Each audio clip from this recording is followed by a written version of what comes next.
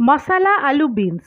প্রথমে কড়াতে 2 চামচ সর্ষের তেল দিয়ে 1 চামচ সাদা জিরে আর 1 চামচ সর্ষে ফোড়ন দিতে হবে। এরপর দিতে হবে 1/2 চামচ হিং আর 1 চামচ রসুন কুচো দিয়ে ভালো করে ভেজে গন্ধ বেরোলে তখন দিতে হবে সরু সরু করে কাটা একটা আলু।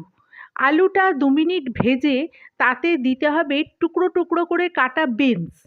বিনস আর আলুকে ভালো করে ভেজে 3 মিনিট চাপা দিয়ে দিয়ে ভাজতে হবে। এরপর চাপা খুলে নুন, হলুদ, কাশ্মীরি মির্চ, ধনের গুঁড়ো আর আমচুর পাউডার দিয়ে ভালো করে মিশিয়ে নিয়ে চাপা দিয়ে দিতে হবে। মাঝে মাঝে চাপা খুলে নাড়তে হবে। এরপরে আলু, বিনস সব সেদ্ধ হয়ে গেলে নামাবার আগে 1 চামচ চিনি আর একটু গরম মশলা দিয়ে নামিয়ে নিলেই রেডি মশালা আলু বিনস। রুটির সঙ্গে খুব সুন্দর।